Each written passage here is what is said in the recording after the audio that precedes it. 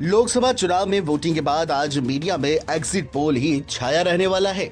ये जानते हुए कि वास्तविक नतीजे तो 3 दिन बाद ही यानी कि 4 जून को ही आएंगे।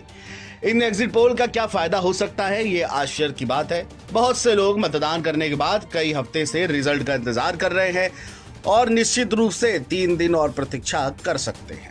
एग्जिट पोल ऐसी भविष्यवाणी है जिनका चुनावों पर कोई प्रभाव नहीं पड़ता है। वे मतदाताओं को प्रभावित भी नहीं कर पाएंगे और शायद बहुत से लोग उन पर भरोसा भी नहीं करते। ये जानना मुश्किल है कि किस एग्जिट पोल पर विश्वास किया जाए, अगर कोई हो, क्योंकि वे बहुत सारे हैं और उनकी भविष्यवाणियां भी बेहद अलग अलग होती हैं। एग्जिट पोल में पीछे रहने वाली कोई भी पार्टी ये दावा कर सकती है कि ये गलत है। हालांकि इस तरह के अविश्वास को दोष नहीं दिया जा सकता। लगभग 2 दशकों पहले एग्जिट पोल की विश्वसनीयता इतनी कम नहीं थी। एग्जिट पोल के नतीजों ने जॉर्जिया की 2003 की रोज रिवॉल्यूशन को मजबूत किया, जिसके परिणाम स्वरूप एडवार्ड शेवंदे को सत्ता से बाहर होना पड़ा। 2004 में वेनेजुएला में ह्यूगो जावेज के रिकॉल जनमत संग्रह ने एग्जिट पोल के साथ व्यापक विसंगति के कारण बड़े पैमाने पर हंगामा मचा दिया था। एग्जिट पोल के अनुमानों ने यूक्रेन में 2005 की ऑरेंज रिवॉल्यूशन में भी भूमिका निभाई। रिचर्ड चार्जिन ने अपनी 2010 की बुक प्रूविंग इलेक्शन फ्रॉड में डेमोक्रेट जॉन केरी की 2004 के अमेरिकी राष्ट्रपति चुनाव की हार में संभावित अनियमितताओं पर जिक्र किया। राजनीतिक टिप्पणीकारों ने तर्क दिया कि चुनाव ने बुरा व्यवहार किया। हालांकि चार्जिन ने अनदेखे वोटों और घोस्ट वोटों की संभावना को ध्यान में रखा। असली सबूत फाइनल नेशनल एग्जिट पोल था, जिसने केरी और जॉर्ज डब्ल्यू बुश के बीच वोट शेयर में 6.5% की वृद्धि दिखाई। दिलचस्प बात तो यह है कि लगभग उसी समय एग्जिट पोल की विश्वसनीयता वैश्विक स्तर पर कम होने लगी। 2004 के लोकसभा चुनावों में यूपीए की आशाजनक जीत अधिकांश एग्जिट पोल की भविष्यवाणियों के ठीक उल्टी थी।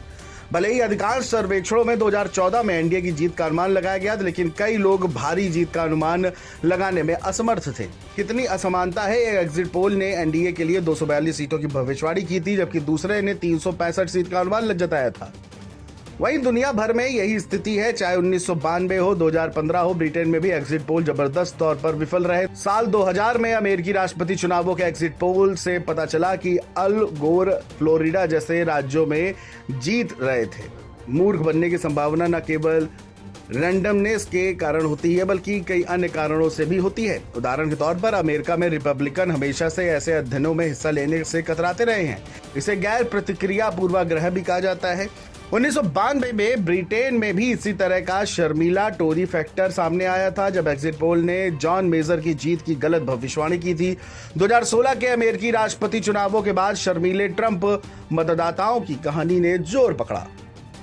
स्थिति के आधार पर भारत में भी अलग अलग तरह की गैर प्रक्रिया हो सकती है। इसे दरकिनार करने के लिए एग्जिट पोल से पहले एक छोटे पैमाने पर सर्वेक्षण किया जा सकता है, ताकि विभिन्न दलों के समर्थकों का परसेंटेज पता लगाया जा सके जो सर्वे में हिस्सा लेने में इंटरेस्टेड रखते हैं। ये स्पष्ट है कि एग्जिट पोल जरूरी नहीं कि चुनावों के फाइनल नतीजों का संकेत दे। ये काफी सामान्य है कि कुछ एग्जिट पोल पार्टी की जीत की भविष्यवाणी करते हैं, कुछ पार्टी बी की भविष्यवाणी करते हैं, वहीं अन्य करीबी मुकाबला दिखाते हैं। चूंकि दुनिया भर में पोलस्टर्स ने चुनावी भविष्यवाणी को एक मजेदार खेल बना दिया है, इसलिए एग्जिट पोल अभी भी क्यों आयोजित किए जाते हैं, ये एक बेहद प्रासंगिक भरा सवाल हो सकता है। क्या ये उनके पीड़ादायक इंतजार के अंतिम घंटों में अधीर मतदाताओं को लुभाने के लिए है, या इसलिए कि ये मीडिया के लिए तुरंत राजस्व पैदा करने वाला विकल्प है? किसी भी तरह से आज एग्जिट पोल चुनावों के अंत उत्साह के बीच एक और गेम शो की तरह है। Video desk, NBT online.